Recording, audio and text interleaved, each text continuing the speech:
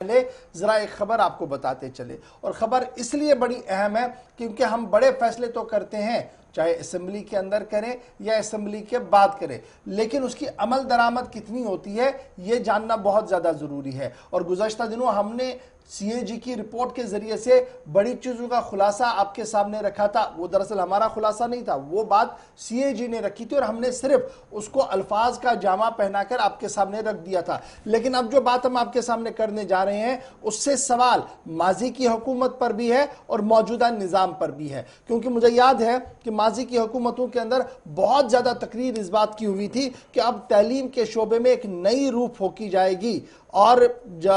ये कहा गया था on the floor of the house कि अब जी हम एक नई यूनिवर्सिटी का क़याम अमल में लाने जा रहे हैं जिसे लॉ यूनिवर्सिटी कहते हैं। और नेशनल लॉ यूनिवर्सिटी का मसवदा कानून बाज़ाब्ता तौर पर स्टेट असेंबली के अंदर अप्रूव करवाया गया। ये साल 2019 था जब नेशनल लॉ यूनिवर्सिटी का मसवदा कानून असेंबली के फ्लोर पर रखा गया, जिसके बाद उसे वहां पर मंजूरी मिली। लेकिन बाद में उस वक्त के गवर्नर ने कुछ सवालात उस बिल पर उठाए और बिल वापस चली गई। और उसके बाद माना जा रहा है कि 2018 में दोबारा जब पीपल्स डेमोक्रेटिक पार्टी और बीजेपी की हुकूमत जम्मू कश्मीर के अंदर थी, उन्होंने दोबारा इसको रेज किया, दोबारा से इस मामले को उठाया, और उस वक्त के जो गवर्नर थे पहले एनएन वोहरा साहब ने इसको वापस किया था, और उसके बाद आए सत्यपाल मलिक साहब, और उसके बाद अक्टूबर के महीने में बाज़ाब्ता तौर पर इस बिल को उस वक्त के गवर्नर ने बाज़ाब्ता तौर पर मंजूरी दी। और जब रियासत दो हिस्सों में बटी, जब दो हिस्सों में तकसीम हुई, मुख्तलिफ कानून तरमीम हुए, उसमें ये कानून जो था, जो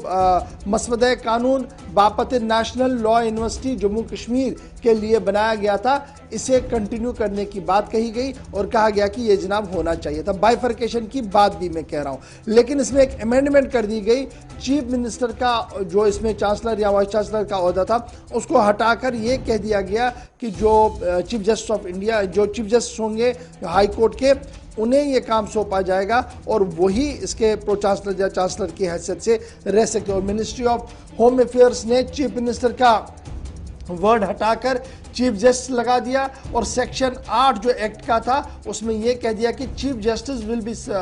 होंगे चांसलर। और ये सारी तब्दीलियां, कुछ माइनर तब्दीलियों के साथ इस कानून को लाया। अब आप देख सकते हैं कि बिल कब आया था, 18 में, 19 में मुकम्मल हुआ, 2019 में दोबारा इस मामले पर बातचीत भी हुई और मरकज़ ने भी क्लियरेंस दी। 2021 के मार्च के आखिरी दिन में जब हम आज हैं, तो आज भी इस नेशनल लॉ यूनिवर्सिटी का ख्वाब सिर्फ कागजात तक ही महदूद है, ग्राउंड पर ये कहीं पर भी आपको नजर नहीं आएगी। और इसके पीछे की जो बड़ी वजह मानी जा रही है वो सिविल सेक्रेटरीट से लेकर जो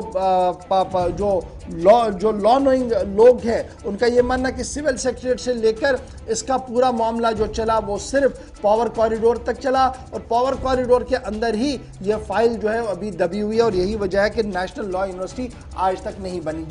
जिस दिन ये मसवदा कानून रखा गया था, मुझे याद है कि हुकूमत ने अपनी पीठ खूब थपथपाई थी और कहा था कि देखिए अब हम मुल्क की दीगर रियासतों की तरह जम्मू कश्मीर के अंदर भी लॉ यूनिवर्सिटी बनाने जा रहे हैं और रिसर्च का काम होगा। लोगों को जो लॉ के साथ शौकीन लोग हैं, जो पढ़ना चाहते हैं, रिसर्च करना चाहते हैं, उनके लिए हमने दरवाज़ा खोल दिया है। लेकिन दरवाज़ा खुलता तब जब ज़मीन पर फाउंडेशन होती, जब ज़मीन पर कुछ होता। यहाँ ज़मीन पर न तो तब कुछ था, और आज जब हम 30 मार्च को आपके सामने बात रख रहे हैं, न अभी तक भी इस बड़े फैसले पर ज़मीनी सूरत हाल में कोई बात कही गई है, और ना ही सरकार के पास इतना वक्त है वो ये बताते कि क्या लॉ यूनिवर्सिटी बनेगी भी कभी या नहीं।